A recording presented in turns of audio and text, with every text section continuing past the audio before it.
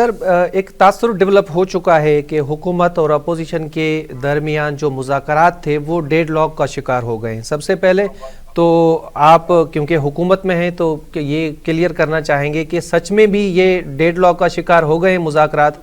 अगर हो गए हैं तो वजह क्या है इसकी? सबसे पहली बात तो ये है कि मैं समझता हूँ कि ये मुज़ाकरात शुरू होना बहुत बड़ी कामयाबी है। इतना अरसा तो हम इनसे कहते रहे कि टेबल पे आए और मुज़ाकरात करें, डायलॉग करें।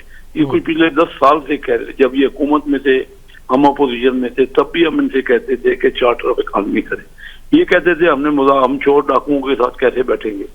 तो उसके बाद फिर इन्होंने रट्टा लगाया कि नहीं, हम एस्टेब्लिशमेंट के साथ बैठेंगे, हम मनी किसी और के साथ बैठेंगे। मैं उनको खुश आमदेद कहता तो अच्छा किया उन्होंने फैसला किया। इनको समझाते रहे, चलो इन्होंने देर आया दुरुस्त आया, फैसला किया तो अच्छा किया, ये अपने लिए भी और मुल्क के लिए भी। तो मुज़ाकरात शुरू होना ही इटसेल्फ बड़ा कामयाबी है। ये जो आप कह रहे हैं तअत्तुल का शिकार हो गए, देखिए जब भी मुज़ाकरात होते हैं ना तो इतना आसान नहीं होता कि फौरी तौर पे उसका डिसीजन हो जाए। इसको टाइम लगता है, दोनों साइडों से नेगोशिएट होता है, उसमें अपने अपने पॉइंट ऑफ व्यू रखे जाते हैं, लेकिन लाजमी तौर पे मुज़ाकरात में कामयाब होना है मेरे ख्याल में। क्योंकि उसकी वजह क्या है कि पाकिस्तान इस वक्त अफोर्ड ही नहीं कर सकता। पाकिस्तान को सबको जरूरत है, पूरे मुल्क की ये जरूरत है कि मुज़ाकरात कामयाब हो। और वो क्योंकि बानी से मशवरा करना चाहती है उनकी टीम, तो हमने सही कहा उनसे, हमारी टीम ने, कि पहले आप रिटर्न अपने मुतालबात दें ताकि पता लग जाए, रोज चेंज ना करें कम अज कम। तो मुज़ाकरात टाइम लगेगा, लेकिन तअत्तुल वगैरह मेरे ख्याल में नहीं होगा। और कहीं ना कहीं दोनों को लचक दिखानी पड़ेगी, दोनों पार्टियों को।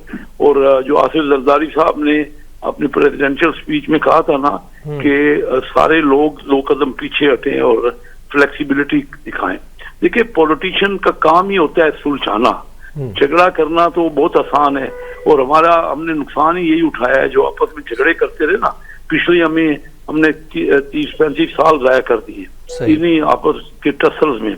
अब मुल्क जो है ना वो आगे की तरफ बढ़ रहा है। हमारे यहाँ महंगाई 38% से कम होके इस बार अभी इस महीने 2-3% हो गई है। आप अंदाजा कर लीजिए ना आम आदमी को कितना फायदा पहुंच रहा है। फिर इन्होंने इस तरफ कहा कि जी हम सिविल नाफरमानी करेंगे, लोगों को कहा कि रेमिटेंस नहीं भेजें। अब अंदाजा कीजिए कि रेमिटेंस इस महीने की जो आई है वो $3.1 बिलियन तो सिर्फ रेमिटेंस है, हाईएस्ट है। और इस तरह हम कोई 35-36 बिलियन साल में सिर्फ हमारी रेमिटेंस आएगी। और इन्होंने तो अपने आप को नुकसान पहुंचा रहे हैं कि ये कहते रहेंगे ना कि नहीं रेमिटेंस नहीं भेजें, लोग ज्यादा भेजेंगे, तो अपने आप को क्या इमेज इनका रह जाएगा। अच्छा सर, अभी बात बानी से मुलाकात क्यों नहीं कराई जा रही कमेटी के? बानी से मुलाकात करवा दी जाएगी, कोई इसमें तो ऐसा नहीं है कि क्यों नहीं कराई जा रही, क्योंकि अभी कोई तो मुलाकात जारी है ना। अभी वो भी बात हुई है, वो पहले अपना तय, मेरे ख्याल में उन्होंने अभी खुद फैसला ही नहीं किया, तभी रिटर्न नहीं दे रहे ना। तो बानी से मुलाकात और बिल्कुल कराई जाएगी, पहले भी होती रही है। कोई वो तो कह रहे हैं कि भाई हुकूमत अपना वादा पूरा नहीं कर रही, मुलाकात नहीं करा रही हमारी। मेरे दोस्त, आपको पता होना चाहिए कि जब मुज़ाकरात होते हैं ना, दोनों साइडों से बाहर बैठ के ये बातें होती हैं कि ये नहीं कर रहे, वो हम कहेंगे ये नहीं कर रहे। मतलब ये है कि ये बातें हमारे मुख्तलिफ मेंबर्स तो कहते रहेंगे ना, लेकिन अंदर जो कमेटी है वो नेगोशिएट कर रही है। दोनों तरफ से बड़ी स्ट्रॉन्ग कमेटी बनी है और ये जो है ये मामलात को पाकिस्तान की फेवर में रिजॉल्व होना है। तो हर जगह, क्योंकि मजाक हमारा बन रहा है ना, हमारे इकानमी तो इस वक्त बेहतर फुटेज पे है। आप खुद देख रहे हैं कि रेवेन्यू हमारा बढ़ गया, 25% बढ़ गया पीछे, अगर जो टारगेट से कम है लेकिन 25% बढ़ गया ना रेवेन्यू। और इंडस्ट्री नहीं लग रही है, एक्सपोर्ट की तरफ हमने उड़ान प्रोग्राम दे दिया है।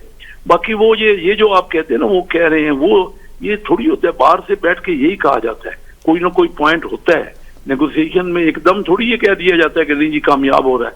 ये तो टैक्टिक्स होते हैं, आपको भी पता होना चाहिए, हमें भी पता है। हर एक का अपना अपना पॉइंट ऑफ व्यू है ना, तो पॉइंट ऑफ व्यू पार्टियों में भी डिफरेंट लोगों के डिफरेंट होते हैं।